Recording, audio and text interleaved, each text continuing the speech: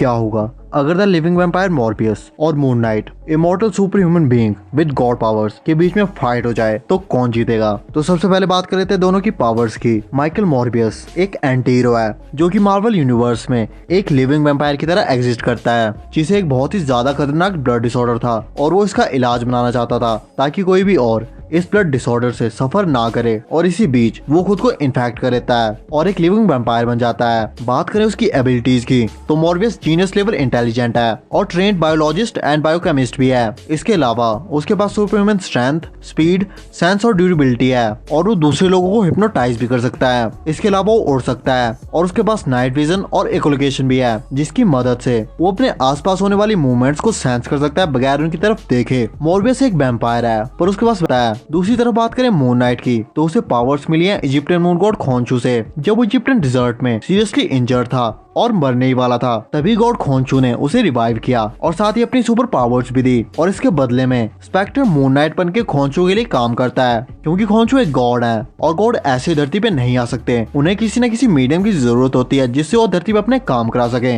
बात करें एबिलिटीज की तो मून नाइट के पास सुपर ह्यूमन स्ट्रेंथ है और स्पीड है। इसके अलावा चांद धरती के जितना ज्यादा करीब होता है उसकी पावर्स उतनी ज्यादा गुना बढ़ जाती है। मून नाइट किसी से भी फाइट के दौरान सिर्फ फिजिकल कॉन्टैक्ट के थ्रू अपने ओपोनेंट की सारी पावर्स को अब्सॉर्ब कर सकता है। और साथ ही साथ मून नाइट इमॉर्टल भी है, उसे उसकी इमॉर्टैलिटी मिलती है उसके खोंचू के साथ कनेक्शन की वजह से, और वो बहुत ही ज्यादा जल्दी हील भी हो जाता है, जो कि उसे एक तरह से इमॉर्टल बना देते हैं क्योंकि उसका कोई भी ओपोनेंट उसे किल नहीं कर सकता। मून नाइट की सिर्फ एक वीकनेस है, वो है उसका मेंटल डिसऑर्डर। उसके इस मेंटल डिसऑर्डर का रीजन है उसका गॉड के साथ कनेक्शन, जिसकी वजह से वो पर्सनैलिटी डिसऑर्डर में चला जाता है और वो ये समझ नहीं पाता कि वो नॉर्मल ह्यूमन है या फिर गॉड, और फाइट के दौरान अपनी फुल पावर को यूज नहीं कर पाता। बट क्या होगा अगर इन दोनों में फाइट हो जाए। तो इस फाइट में दोनों कैरेक्टर के पास सुपर ह्यूमन स्ट्रेंथ और स्पीड है। दोनों मॉर्बियस को इजीली हरा देगा क्योंकि मॉर्बियस की बहुत सारी वीकनेसेस हैं, जैसे कि उसे डेली फ्रेश ब्लड चाहिए होता है और वो सनलाइट में अपनी किसी भी पावर का यूज नहीं कर सकता।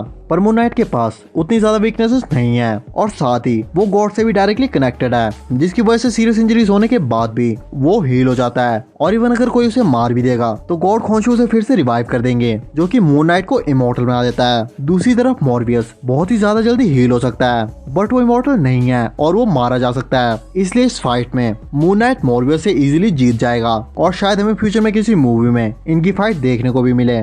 बाकी आपको क्या लगता है इन दोनों में से ज्यादा पावरफुल कैरेक्टर कौन है, मुझे कमेंट करके जरूर बताएं। और ऐसी और भी अमेजिंग वीडियोस के लिए चैनल को सब्सक्राइब करना ना भूलें। मिलते हैं अगली